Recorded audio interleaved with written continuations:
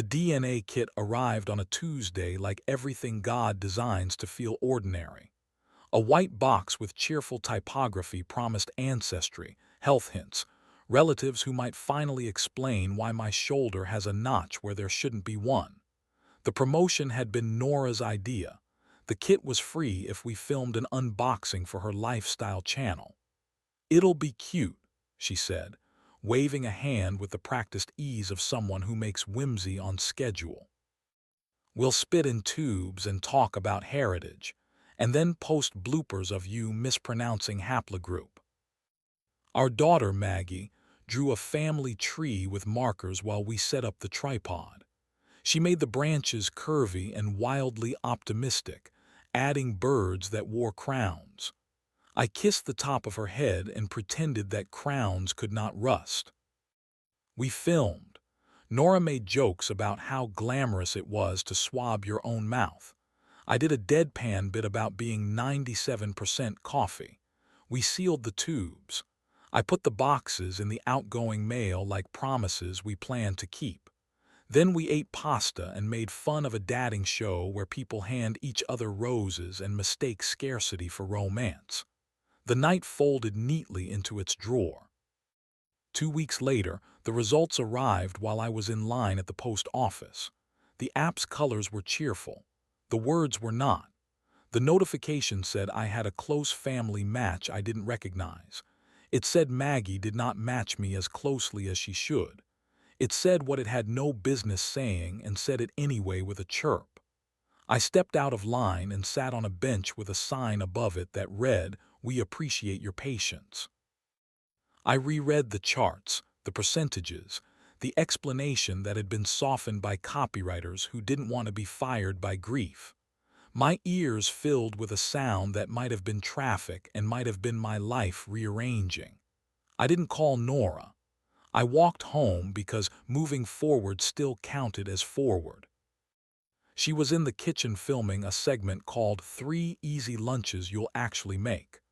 She looked up when I came in and gave me the smile that has sent me to war and to the grocery store with equal conviction. "Hey," she said, "did you see? Mine say I'm 9% Sardinian. I think that means I can buy olives without guilt." I handed her my phone. She read. Her face did something I don't know a verb for. She closed her eyes, then opened them the way people do when they decide to go into a storm without a coat. "Okay," she said softly. "Okay." "This isn't a prank," I said, because if it had been, I might have survived it with humor. "It isn't," she said. She set the phone on the counter like a hot pan. "I need to tell you something before the app tells you more." Maggie wandered in to ask if birds ever get bored of flying. Nora answered, "Probably not. They have the sky," kissed her, sent her toward the crayons.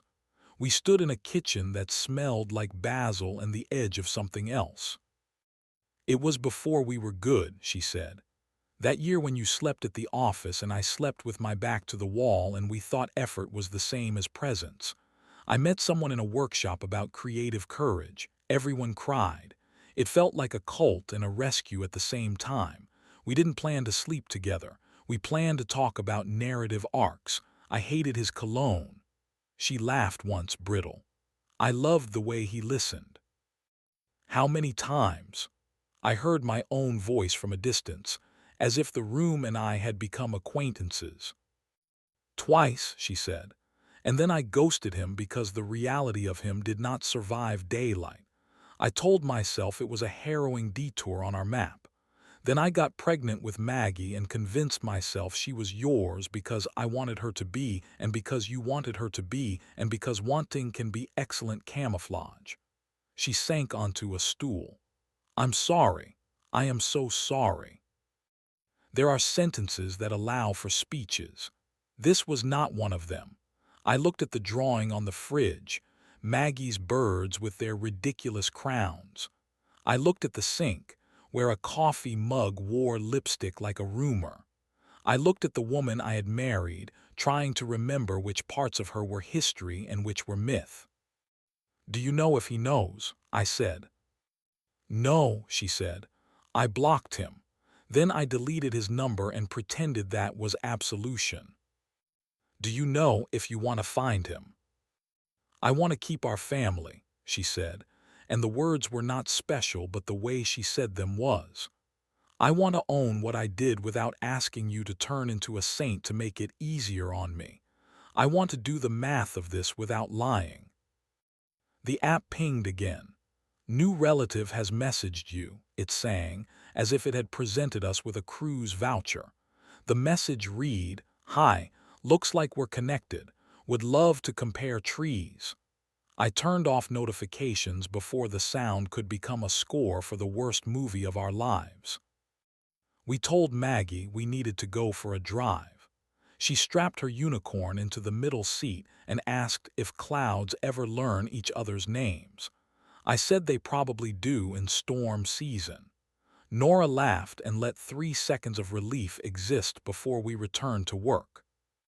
At the park, Maggie raced ahead to the swings.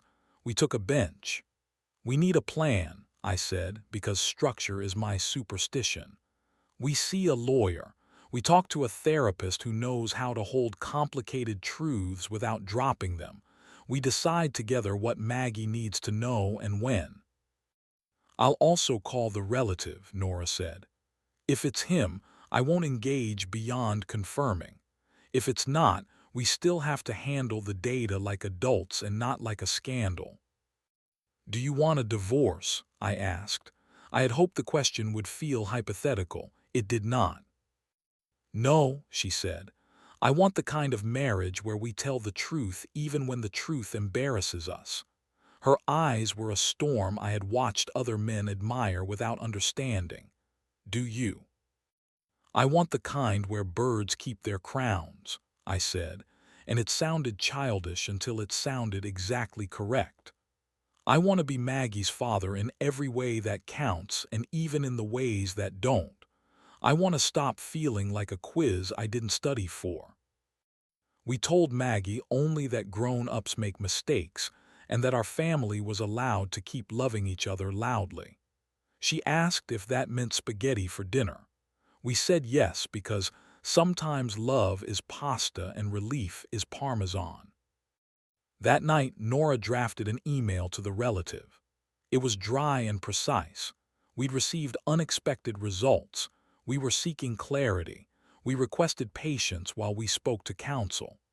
We sent it to a new account created for the purpose because boundaries felt like life jackets. Then we sat on the living room floor with laptops and calendars and a notepad that had a shopping list on top, and beneath it, the shape of our next season. In therapy the following week, I discovered that anger can be an instrument if you don't turn it into a weapon. I learned that grief likes to be named in full to stop trying to grow taller just to be noticed. Nora learned to narrate without defending. We learned that our vows were not a shield, but a path we had kept stepping off because shortcuts looked pretty from far away. The relative wrote back with kindness. It was not him. It was his sister who had blown into a kid on a lark and then forwarded us what we needed: a website, an old photo, a last known address 2 towns over. We debated knocking on a door we couldn't unknock. Then we did something radical. We agreed to wait. Maggie deserved parents who chose steadiness over spectacle. Months went by that looked like Tuesdays. We ate spaghetti more than we should have. We laughed at small jokes and did not audition for large ones. I attended a school play where Maggie wore a paper crown and introduced herself as first bird of the kingdom of kitchen. In the audience, Nora squeezed my knee and whispered, "Crowns don't rust if you keep them out of the rain." We still haven't knocked on the other door. Maybe we will when Maggie is older and our shapes have settled. Maybe we won't because not every map needs its edges colored in to be good. What we did with the DNA kit was make it a chapter instead of an ending. We placed it back in the cabinet with the passports and the batteries and the instruction manual for the pressure cooker we keep threatening to learn. And sometimes, when I stir sugar into Nora's coffee with the tiny spoon that has a star at the end, I think about ancestry. Then I think about legacy. Then I watch our daughter draw birds with crowns, and I feel the math of love hold.